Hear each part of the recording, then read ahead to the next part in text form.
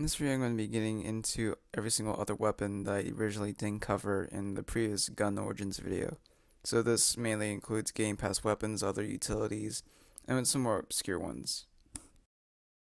There's nothing really much to say about the bow, however by Westbound's time period, modern firearms would have largely replaced it.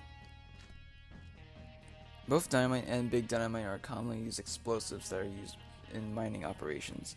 Dynamite is created using an explosive called nitroglycerin and combining it with an absorbent material to prevent accidental detonations.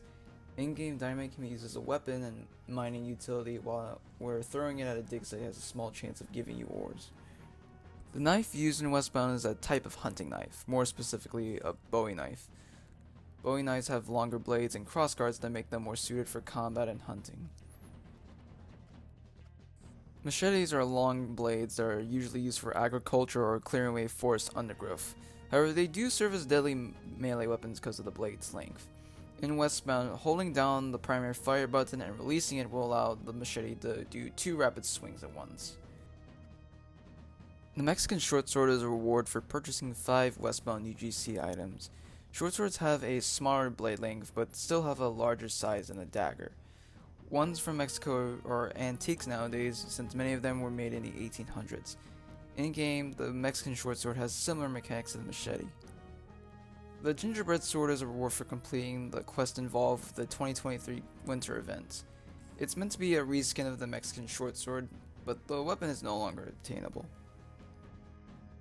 A lasso is a piece of rope with a tight loop on one end. It's mainly used by cowboys to capture any stray cattle. Another way to restrain an animal is doing a hog tie, which is done by tying the limbs together. I couldn't find any cases of lassos being used on people specifically. It's theoretically possible, just very hard to do. Lanterns go as far as back as the Middle Ages, and there's not much I can really say about them. During Westbound's time, most lanterns would have some type of light source being ignited by a fuel being enclosed within the lamp. Pickaxes are tools commonly used to pry away the materials. It's used in agriculture, mining, and construction. The pickaxe in-game will improve as you upgrade it. It first starts off very worn out at level 0, but at level 6 it's in better condition. The health potion is some type of elixir or tonic. In real life, a lot of medicines were really underdeveloped in the Old West. It was common for medicine shows to be held in more rural areas, where the benefits of whatever product being sold was greatly exaggerated. Snake oil is a common term to describe this deceptive marketing. The Cactus Club is a weapon that comes with a Cactus Menace Game Pass. It features the ability to deal knockback. As to what type of species of cactus is used from the model, I wouldn't be able to tell you. The frying pan comes with the Kitchen Crusader Game Pass and features the ability to block bullets. If we're getting specific, it's a cast iron skillet design that features 2 handles. The Rapier is a melee that comes with the VIP Game Pass. It's a type of sword with a skinny blade and a long pointed end that's mainly used in fencing and also serves as a sign of nobility. The Sabre is a melee that comes with the US Cavalry Game Pass. Sabres are curved blades that are often associated with combat or on horseback. In the United States, many sabres were used by cavalries during the Civil War on both sides. However, sabres haven't been issued to servicemen since the early 1910s.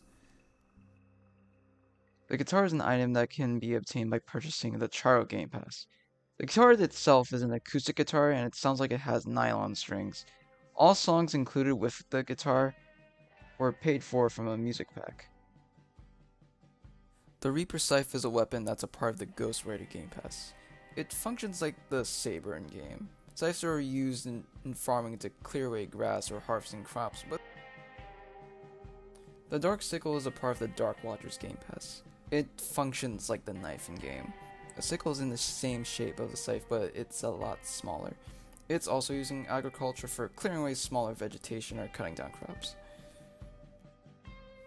The 1911 is a semi-automatic pistol that was produced by Colt. In-game, the 1911 can't be obtained by any normal means, and it's only given to trusted members of Moondrop Studios. It's able to kill in 2 shots and Although the 1911 didn't exist during Westbound's time period, similar pistols like the FN Browning Model 1900 were in development around the same time. El Chingón, which is Spanish for the Beast or the Badass, is an ornate version of the Remington revolver. Like the 1911, it's also an exclusive weapon for trusted members of Moondrop Studios. The name for El Chingon comes from a Mexican single-action revolver of the same name,